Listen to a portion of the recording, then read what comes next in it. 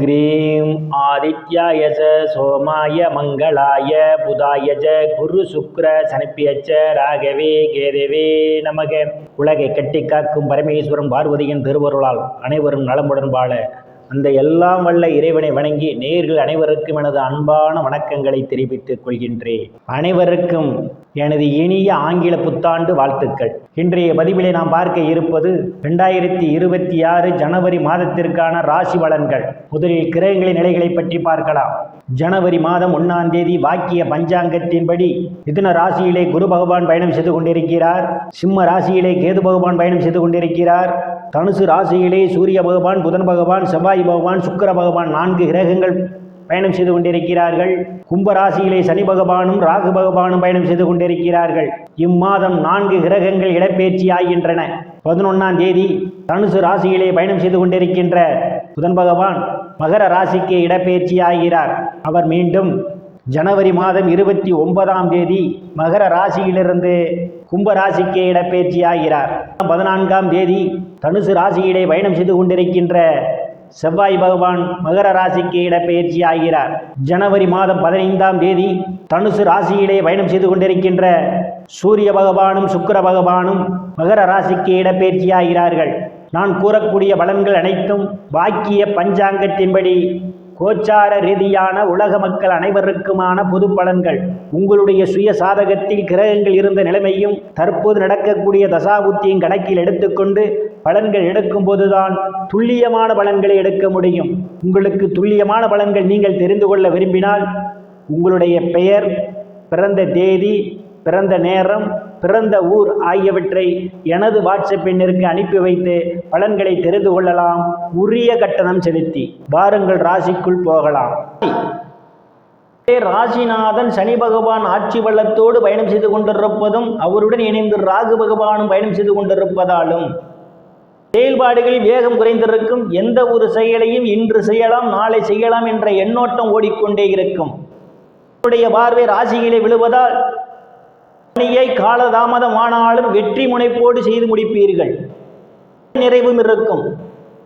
பாகிஸ்தானத்திலே எந்தவித கிரகங்களும் இல்லை. தனங்குடும்ப பாகிஸ்தானாதிபதி பூர்வ புண்ணிய ஸ்தானத்திலே பயணம் செய்து கொண்டிருப்பதால் படக்கூடிய மாதமாகவே இந்த மாதம் உங்களுக்கு அமைய காத்து கொண்டிருக்கின்றது.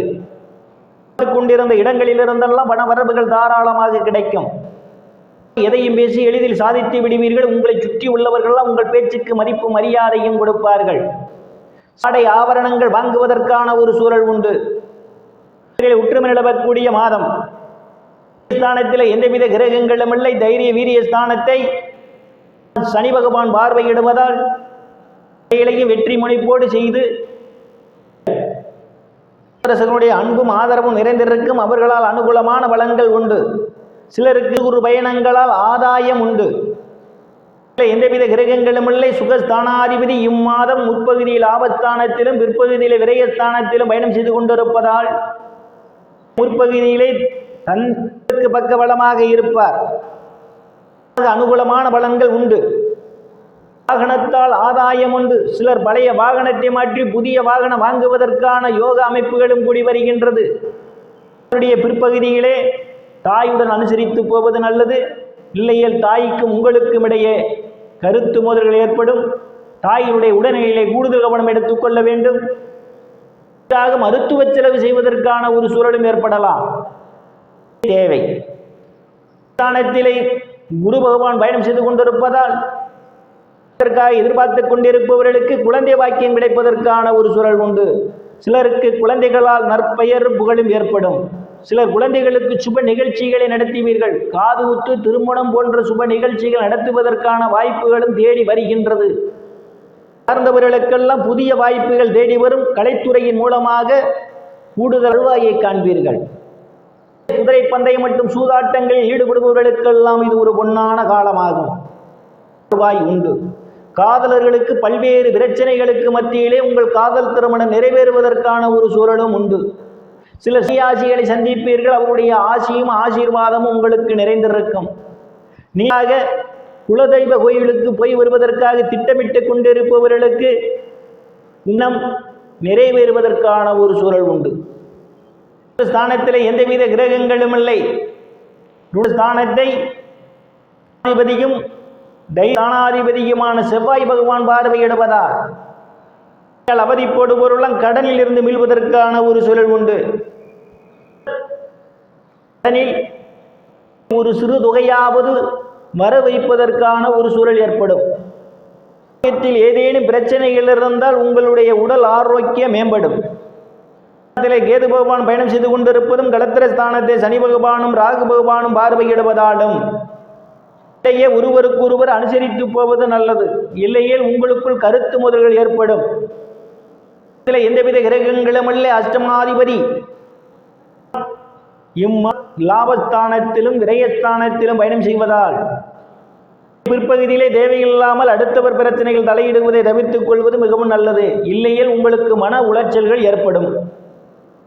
எந்தவித கிரகங்களும் இல்லை. பாக்கியஸ்தானத்தை குரு பகவான் பார்வையிடுவதால் தந்தையினுடைய அன்பும் ஆதரவும் உங்களுக்கு நிறைந்திருக்கும். தந்தை உங்களுக்கு பக்க பலமாக இருப்பார்.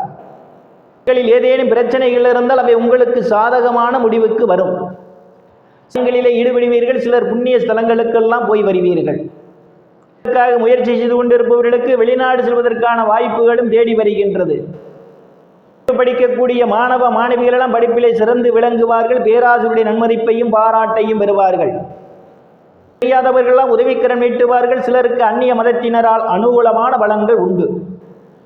எந்தவித கிரகங்களும் இல்லை. தொழில் ஸ்தானத்தை தொழில் காரகன் என்று சொல்லக்கூடிய சனி பகவான் பார்வையிடுவதால் பிறகு தொழிலில் அபரிமிதமான முன்னேற்றத்தை காண முடியும். அவரவர் தகுதிக்கேற்றவாறு வேலைகள் கிடைக்கும். ஏறிருப்பவர்களுக்கு பதவி உயர்வு பாராட்டு கிடைக்கும். அரசியல்வாதிகளுக்கு அரசியல் நல்ல முன்னேற்றமும் உயர் பொறுப்புகளும் சிலருக்கு தேடி வரும். லாபஸ்தானாதிபதி குரு பகவான் பார்வையிடுவதால் நீங்கள் செய்யக்கூடிய தொழிலில் இரட்டிப்பான வருவாய் உண்டு. மூத்த சகோதர சகோதரிய அன்பும் ஆதரவும் உங்களுக்கு நிறைந்திருக்கும். நண்பர்கள் எல்லாம் உங்களுக்கு பக்க பலமாக இருப்பார்கள். எந்தவித கிரகங்களும் இல்லை. ராசியிலே பயணம் செய்து கொண்டிருப்பதால் முயற்சி செய்து கொண்டிருப்பவர்களுக்கு வெளிநாடு செல்வதற்கான வாய்ப்புகளும் தேடி வருகின்றது. இல்லாத செலவுகளும் உங்களுக்கு ஏற்படும். செலவுகள் விஷயத்தில் கூடுதல் கவனம் எடுத்துக் கொள்ள வேண்டும். இறைவனுடைய திருப்பொருளால் அனைத்து செல்வச் செழிப்பும் பெற்று சிறப்புடன் வாழ அந்த எல்லாம் இறைவனை வணங்கி நேயர்களை மீண்டும் அடுத்த பதிவில் சந்திக்கும் வரை விடைபெறுவது ஜோதிடர் எஸ் ராமன். நன்றி, வணக்கம்.